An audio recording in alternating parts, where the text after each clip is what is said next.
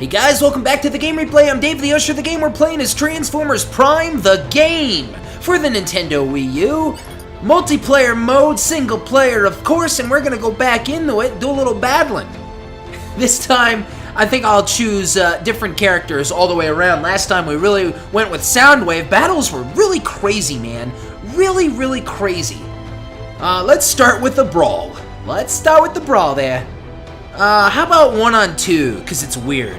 I mean, I feel like it's used the least. Out of anyone who's playing this game, I feel like, oh, well, I'll just go with, 1-on-1, or let's get the max in there, the max of everything. But that middle option, it's like the middle child, Player 1 versus CPU versus CPU. How about we go with that first? Okay. So who do I pick? Let's start off and pick the one who I think is the most cheapest out of the whole bunch. Arachnid. Yeah. She's got those moves, man. She's got those special cheapo moves. I mean, they're good. They're just a little on the cheap side. I'll add you to my collection. Okay. And we'll select the two Autobots. Good stuff. Okay, so where are we gonna duke it out? Let's see. How about the Nemesis deck? Good stuff. Okay, so we're gonna do a little battle, and we can also talk about the last couple of episodes of Transformers Prime that I caught.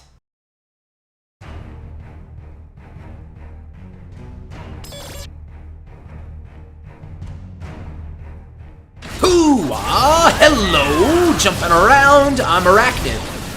Okay, what are we doing here? Oh, yes, fighting. I wonder how long I could just stand here, not move. Seriously, if I could just not move. Oh, well, if they throw them into me. They're still going at it. Yeah, you do it, guys. I'm just gonna stand here. I don't know, do you think I should get involved? So anyway, guys, for me, I'll get involved. For me, the first episodes of Transformers Prime I just caught up on were Thirst, Evolution, and -1. Okay, Bumblebee! Oh! That move never works for me. Just why use that move when you can use better, just more simplistic moves? Can't really see right now.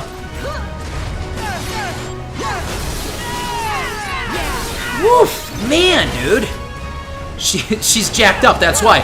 She's jacked up and there's nothing you can do about it. There we go!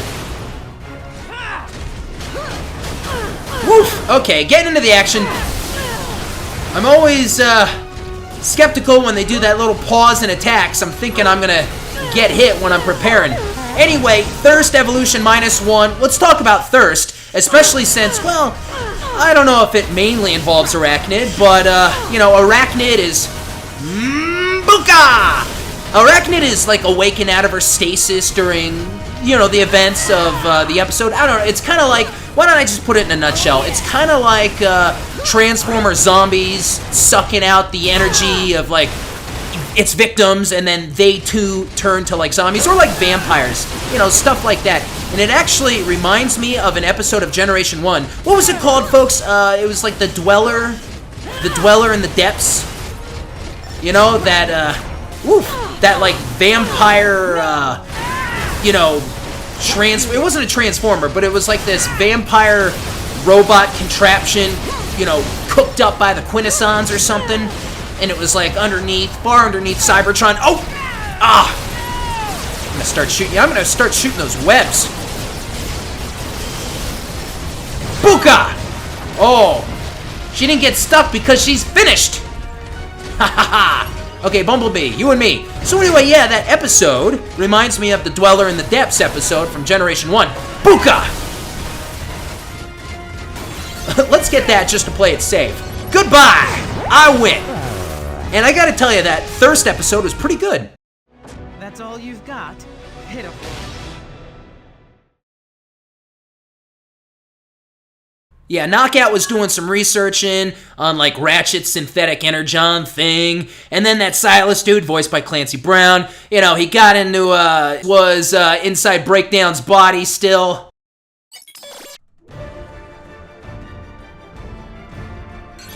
Oh, we did a rematch. I didn't even realize. Buka, I'll do a rematch. It's fine. And, you know, he was being held and, you know, doing, like, research experiments on him, this and that, you know. Kind of torture, I don't know. So, Starscream suggested, like, infusing him with Dark Energon, and it, like, turned him into a zombie. And really what it did was kind of turned him into, whoa! Oh, come on! It turned him into, like, that vampire, like, parasite thing. Like, something like the Dweller in the Depths episode. So anyway, he was just going around the ship, you know, consuming all the Decepticon drones, and he was chasing, excuse me.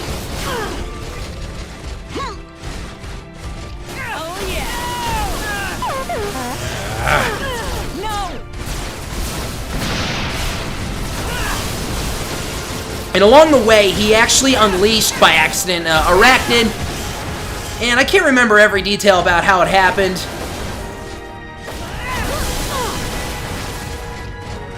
But, yeah, Arachnid got out somehow. I think, you know, something malfunctioned. It was, like, damaged during, like, all the commotion on the ship. Arachnid was freed. Hold on a sec. Let's get a web here. Buka! Oh, no! You know, we need to upgrade. Upgrade! There we go. Buka! Come on, stop that. So yeah, Knockout and Starscream were being chased. The zombie found its way to Arachnid's, like, penitentiary zone. Freed her. She was kind of happy about it, but was it Soundwave? I think it was Soundwave. I can't remember. I need some life. I don't see one. I think Soundwave sent her, like, well, I think it was... No one gets away from me. Here we go. I think she was marooned, actually. Oh, no you don't, Bumblebee. She was marooned on, like a little kind of miniature planet. Not Cybertron, but I think it was near Cybertron, wasn't it? Yeah, she was marooned there. That's all you've got? Pitiful.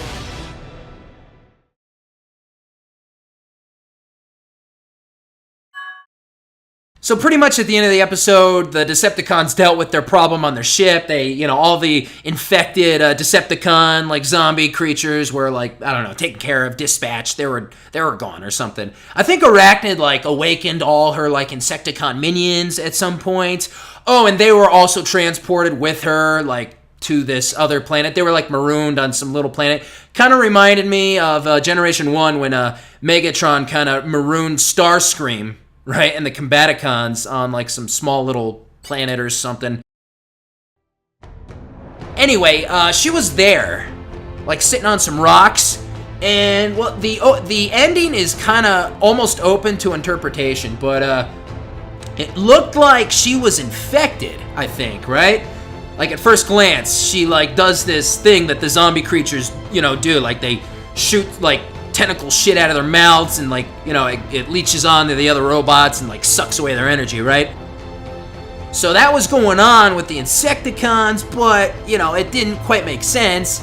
And then, like, you kind of realize, oh, I think she kind of incorporated this into her, like, being. Like, she's, like, mastered the zombie-sucking technology, because she wasn't acting like a Transformer zombie or whatever, you know? She was talking. And she was like, all right, next in line, you know, service your queen with your life force. Ha ha ha. And, you know, the Insecticons are dumb bitches, so they were like, okay, sounds good. I'm going to be Optimus Prime. Roll out. You can't keep up with Knockout, Bulkhead, and Starscream. Sometimes cowards survive. Yes, good stuff. So anyway, I think they were doing that at the end there because she was, like, marooned on a planet and she had no, like, source of energy. So, like, you know, I guess every now and then she would, like, feed off of the Insecticons to replenish her own energy. She wasn't one of those vampire Dark Energon zombies because she was talking, she was acting, you know, she was acting normal. We'll go to the desert. So anyway, that episode of Thirst was really cool. Really cool, actually. And if you haven't seen that one yet, I suggest you check it out ASAP, man. It was good stuff.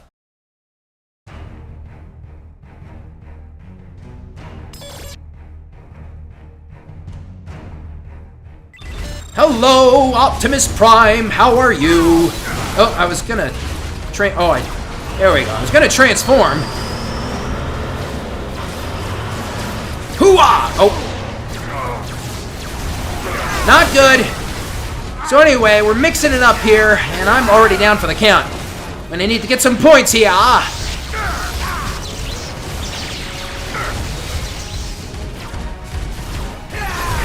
Come on.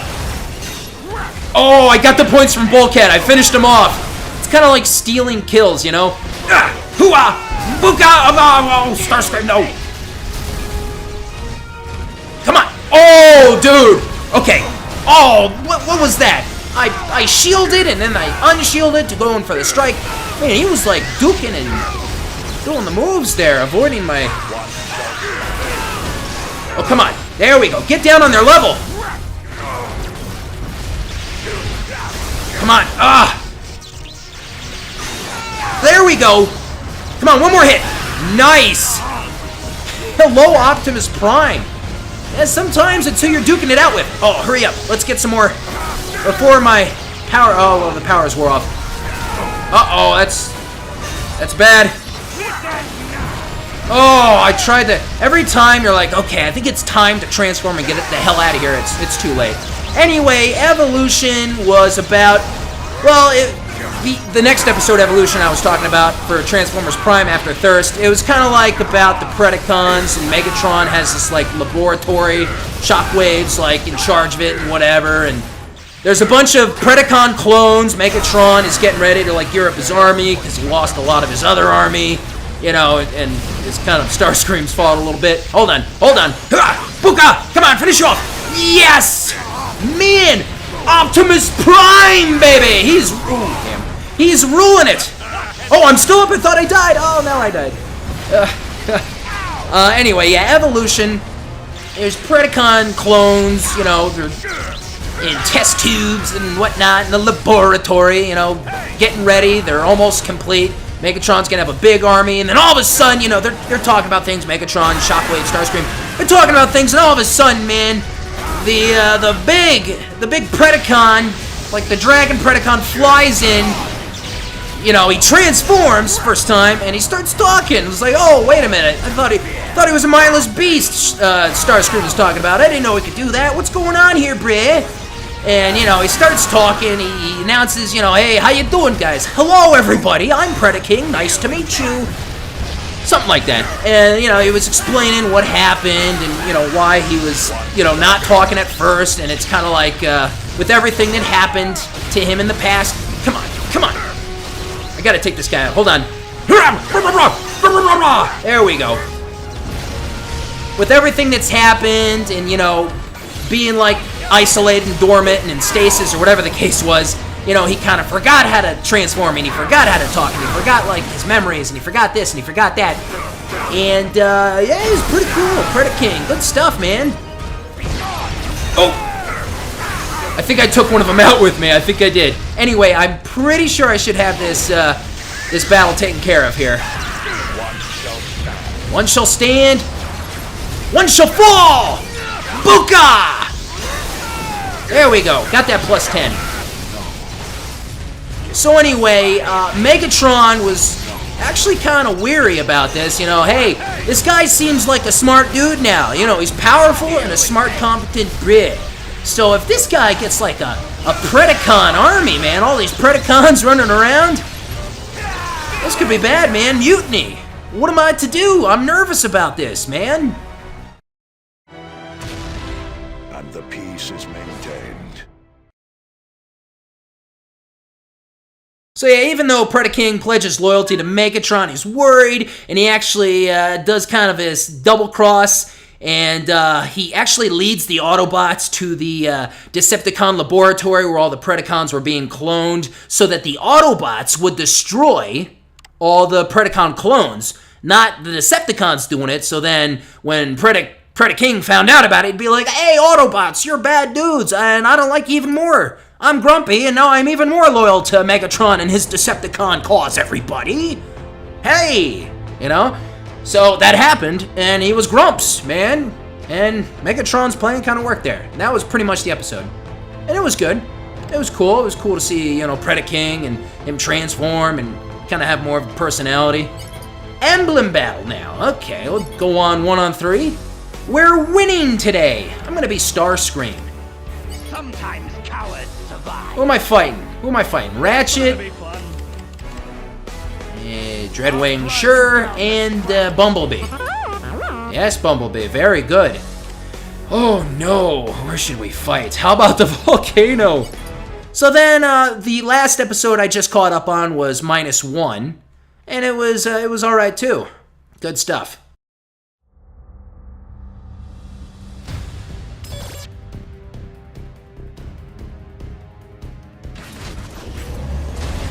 Oh, I'm not gonna get there.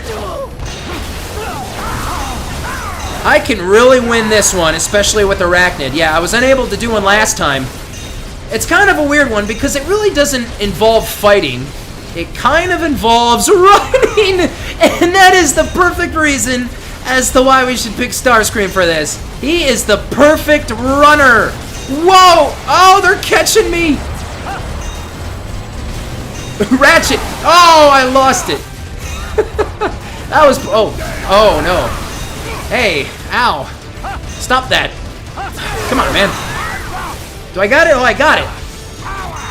Now we'll run away again. So yeah, in -1, you know, they discovered the combination of the Predacon DNA and synthetic energon.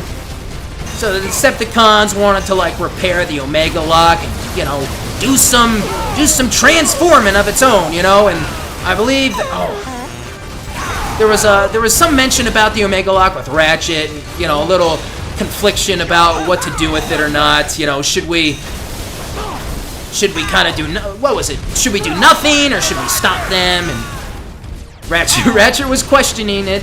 Wasn't questioning Prime. Prime was like, no, we can't let the Decepticons succeed. And man, he's a huge gun. So during this whole mission and the battling and the Omega Lock talk and all this, Soundwave was out and about, kind of in the middle of it all, and he was shot down by, who was he shot down by again? I can't recall. I think Prime actually shot him down. Run, Starscream! Oh, Prime shot him down, Soundwave, and he fell to the ground. He was kind of knocked out, and the Autobots took him, man. They took him in. They, you know, prisoner time. Okay, I gotta get after this thing.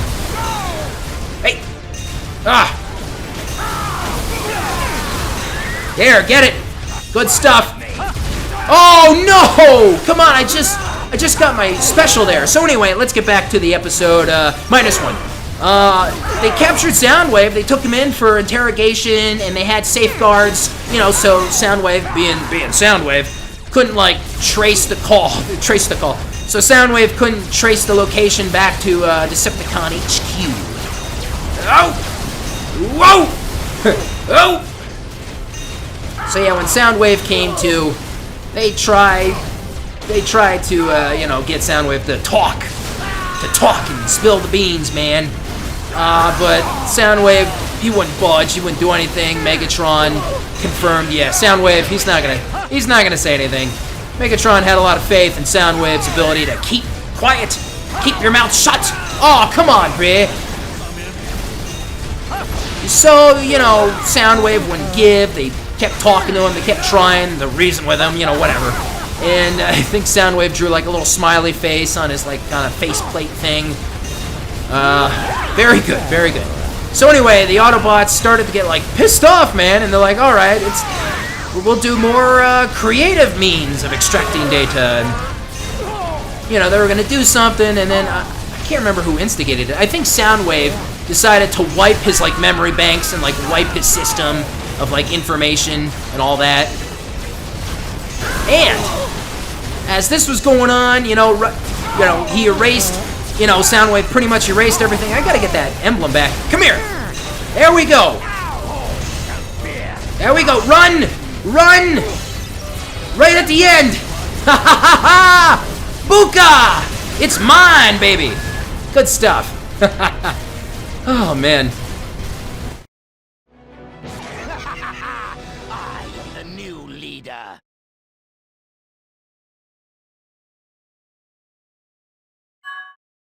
So yeah, Soundwave was deleting all the information and about to shut himself down, but before he did, he talked, and I've been waiting for it. You know, like I said, and like it states, you know, Soundwave can talk, he just chooses not to. And of course, it's very appropriate, of course, what he said. He said, Soundwave superior, Autobots inferior. And you know who voiced him? It was Frank Welker.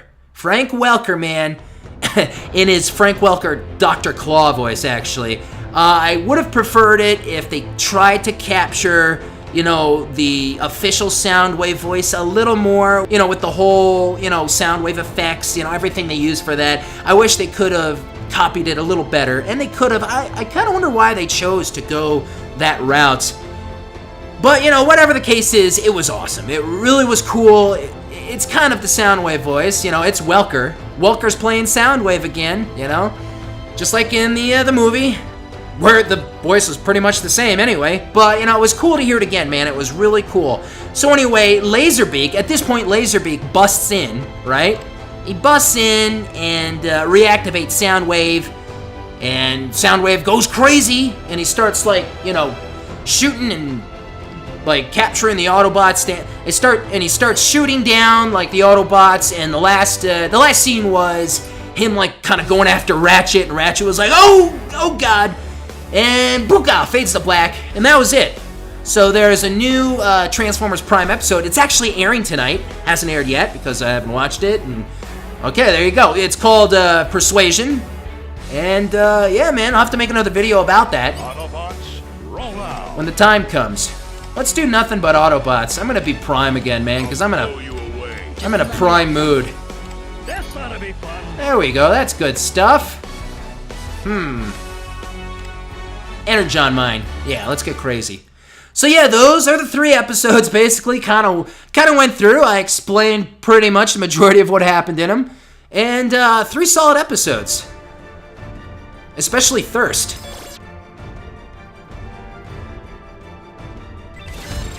You know, going back to the Thirst episode of Transformers Prime, it kind of reminds me of a Thundercats episode. Yeah, the original Thundercats. Oh boy. Oh, here we go.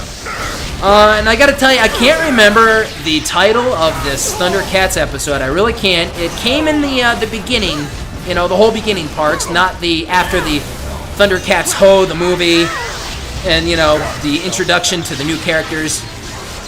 This is more in the first half of the series, right? Like I said, can't remember what it's called, but it involved, you know, Lion-O was out on some kind of, like, trip, you know, camping trip somewhere out in the middle of Third Earth, and the Thundercats were, like, at their home base, and then, like, something about Mumra busted in, and one by one, he would ensnare and entrap the Thundercats, and, you know, just like Thirst, it was kind of like that whole zombie effect, you know? I need to get it, come on, Buka! Gotta take advantage of that. Oh, RC!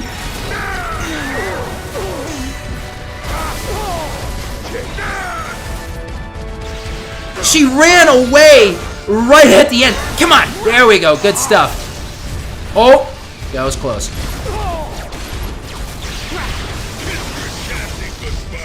Come on, there we go. Dethroned. There we go. Oh man, that was good stuff. Ooh, better pick that up. Nice. Oh, put the shield up. Prime, put the shield up. Oh, he's not listening. Anyway, you know, what was I talking about? The Thundercats. Yeah, one by one, Mumra was inside the Thundercats' lair. And he would kind of ensnare, capture the Thundercats, kind of turn them into, like, vampire, like, associates. And, I believe, like, Tigra and Snarf were the last ones standing. Tigra was eventually caught, and, Snarf, like, Snarf did what he did best. He flew the scene, man. Oh, there, I think I got Ratchet. Good stuff. Oh, no, I didn't. Oh, did I get him? I don't know if I did. Ah! No! Oh, that's bad. So anyway, Snarf is running through the forest. He bumps into Lion-O. They go back. Ugh.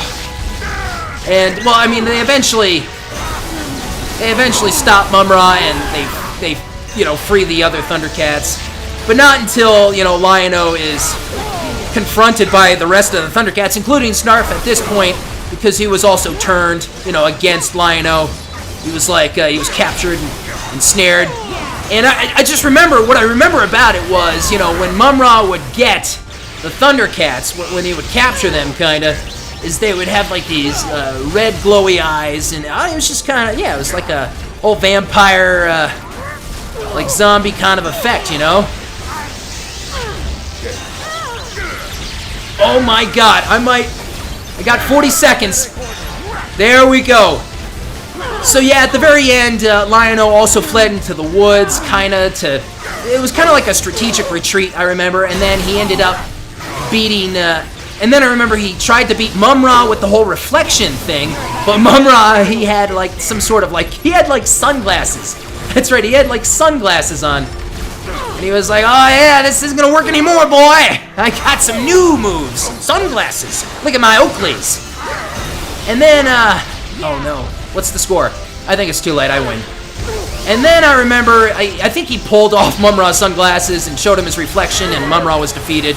And the day was saved. Anyway, that Transformers Prime episode reminds me of that Thundercats episode. And the peace is maintained.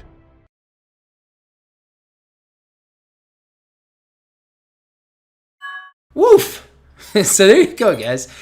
It was nice to talk about it, though. It's oh man, doing these battles, though, it gets crazy. You gotta get involved in these battles. You know, no matter what kind of game it is. You gotta get involved.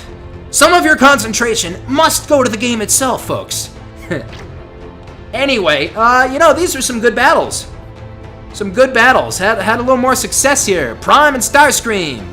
Thank you very much. Good stuff. Anyway, guys, hope you enjoyed me talking about some of the recent Transformers Prime episodes. Going back a little, you know, Thundercats. Good old Thundercats, man. Good stuff. Anyway, guys, hopefully by now you've seen the new Transformers Prime episode, and I hope to see it soon too, of course, and, you know, I'll make a video about that and talk about it as well. Good stuff, guys. If you enjoyed this video, give it a thumbs up. Don't forget to subscribe. Of course, leave me those comments. Tell me what you think. I'm Dave the Usher for the Game Replay. Stay tuned for the next part of Transformers Prime, the game. I will see you guys next time. I am out.